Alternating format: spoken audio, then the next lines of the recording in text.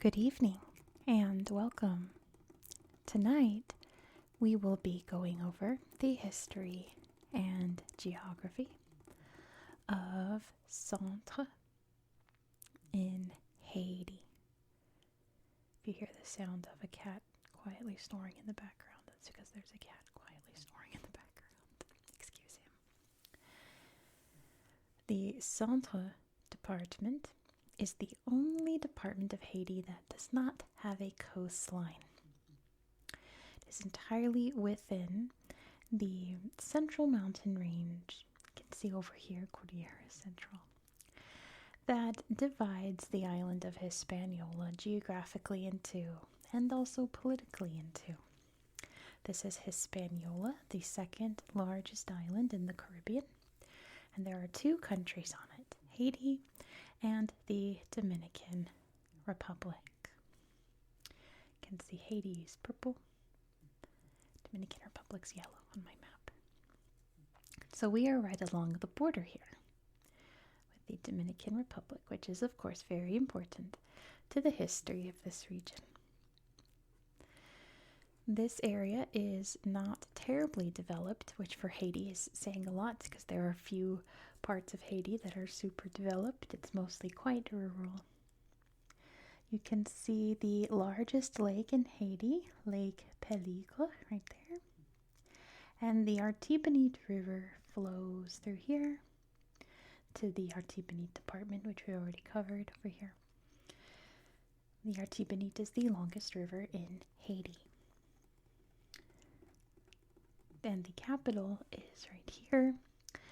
This is, since they speak French in Haiti, this is pronounced Anche in French. I assume in English it would be Hinch, but there they would say Anche because it's good old French. I love French. Now, unfortunately, we're not going to have a full Google Earth segment tonight because, like I said, this area is very rural and this is not really a tourist place, so not a lot of people are here taking photos and uploading them to Google, so there's not much to see.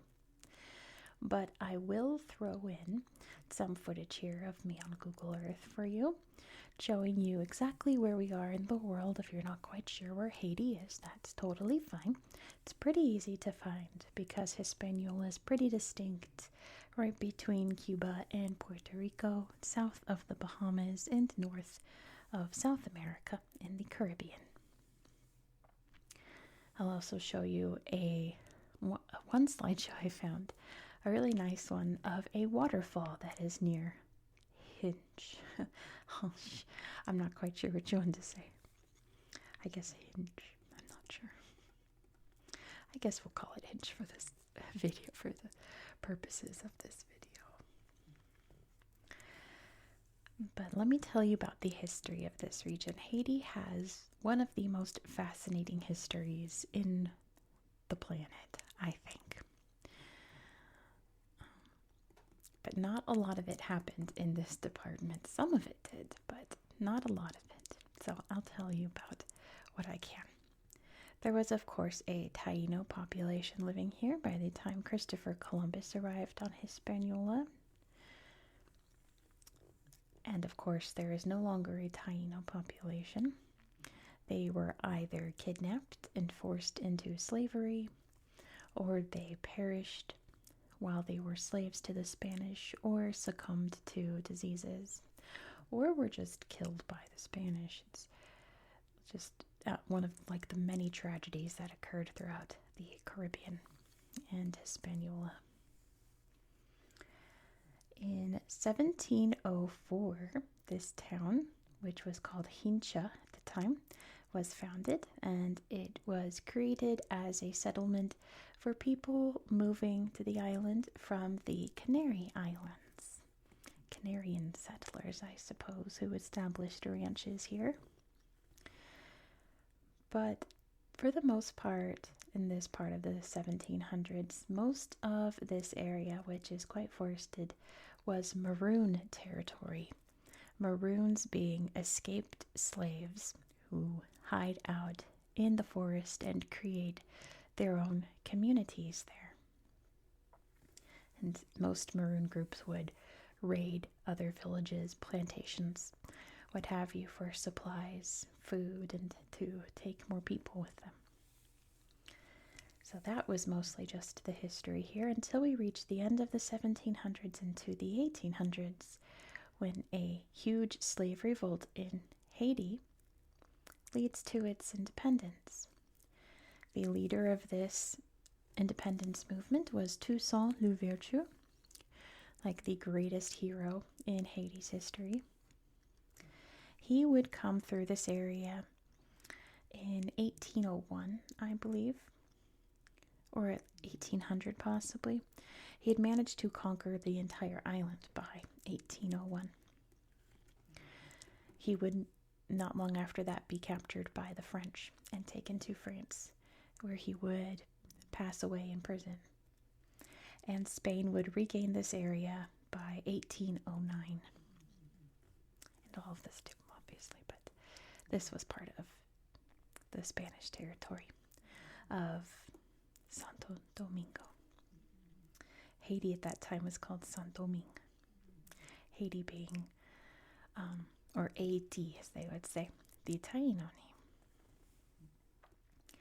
But the Haitians here would obtain their independence, and they had many plans apparently to take over the entire island, which they would by 1821. And they would manage to hold on to the rest of the island until 1844, when the Dominican Republic would declare its independence. Now, going on here during that time was an infusion of Haitian culture. Haitians moving into the area here, bringing French with them, bringing their traditions and cultures with them. So by the time the dust had settled and the Dominican Republic had been created, it was time to draw this line to figure out where one country started and the other ended. And this area stuck with Haiti because by that point it was pretty much all French speaking. And it more culturally aligned with Haiti than the Dominican Republic. There are two heroes in Haitian history that comes out of the Centre department, and they are from the 20th century. So the political situation in Haiti at the start of the 20th century was not stable and would never stabilize even to this day, very sadly. But during one instance in 1915, the United States said, that's enough. We're going to take over the country and help install the new government. And obviously, the people here did not want that. They did not want to be controlled by the United States. A movement formed in the forest here. The guerrillas called themselves the Cacos, and they were led by a man named Charlemagne Perrault, or Charlemagne Perrault. And he was from Hinch, I believe. Yeah. He was from this area.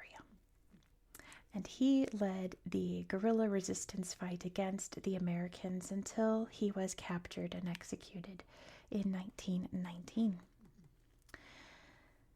Picking up from his place was Benoit Batreville. He was from, I'm trying to see if it's on my map. There it is, Mirabelle, right here. And he would lead the fight until he was captured and executed in 1920. The Americans wouldn't leave until 1934.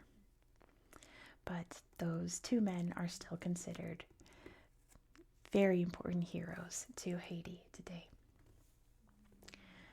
Now, normally I would be like, there's not much else to say in modern day, it's just kind of a quiet area of the country. Not much happens. It's just a quiet settlement. But sadly, that is not true.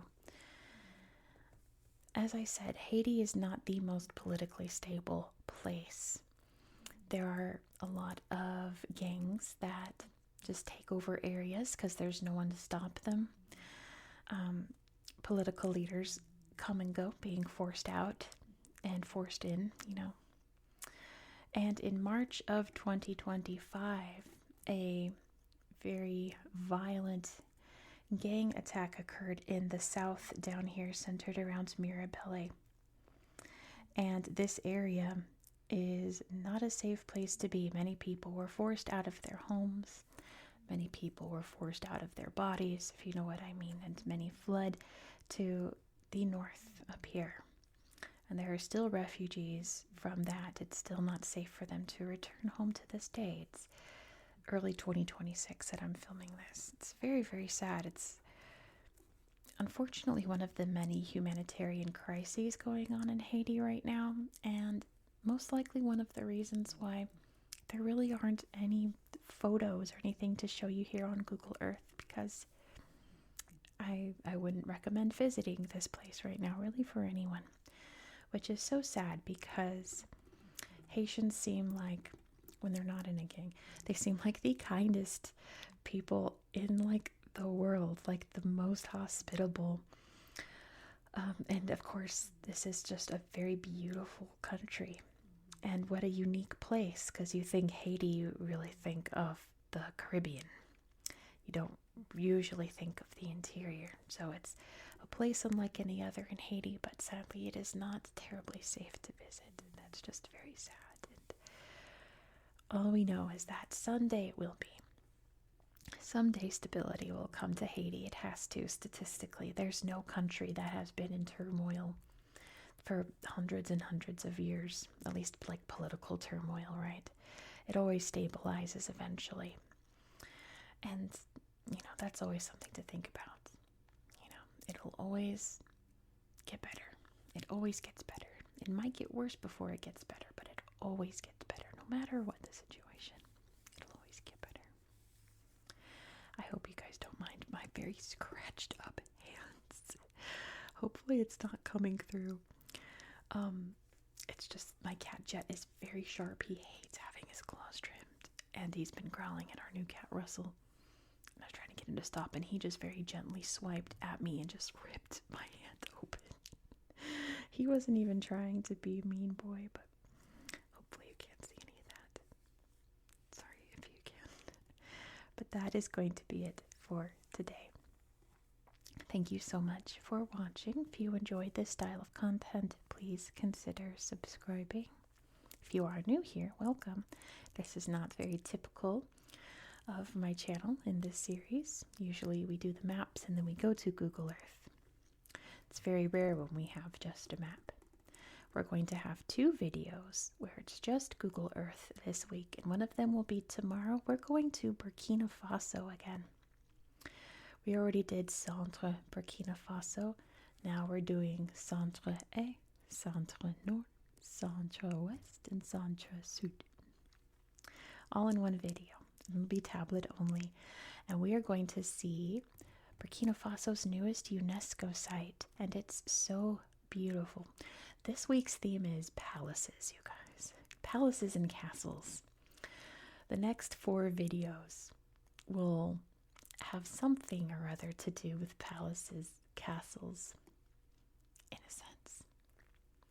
We are going to see a royal compound tomorrow that you absolutely can't miss. It's so beautiful. Be sure to subscribe so you won't miss out. Please hit that thumbs up if you're still awake, and let me know all your thoughts down below in the comments. I hope that you found this video to be relaxing and educational, and I hope that you have a good